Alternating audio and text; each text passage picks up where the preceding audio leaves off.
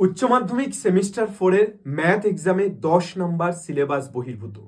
এটা নিয়ে কাল থেকে শোরগোল পড়ে গেছে এবং তারপর পর্ষদ একটি বিজ্ঞপ্তি দিয়ে জানিয়েছে এই 10 নাম্বার অর্থাৎ 2 নাম্বারের একটি প্রশ্ন এবং 4 নাম্বারের দুটি প্রশ্ন যারা অ্যাটেন্ড করবে বা দাগ নাম্বার দেবে তারা ফুল মার্কস পাবে।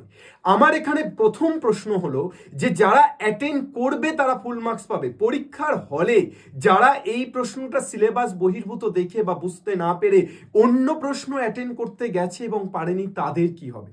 তাদের সাথে কি জাস্টিফাইড হলো?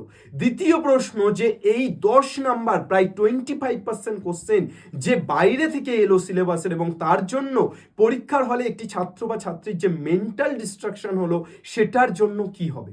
আমার মনে হয় এটা একেবারেই জাস্টিফাইড নয় যেটা পর্ষদ বিজ্ঞপ্তির দ্বারা জানিয়েছে। তোমরা কমেন্ট করে জানাও যে এর পরিবর্তে কি করা যেতে পারে। আমরা আমাদের তরফ থেকে, আমাদের শিক্ষকদের তরফ থেকে এবং অভিভাবক এবং ছাত্রছাত্রীদের তরফ থেকে কি করতে পারি, আমার মনে হয় পর্ষদকে এটা জানানো উচিত। তোমাদের কি মনে হচ্ছে সেটা তোমরা কমেন্ট সেকশনে লিখে জানাও।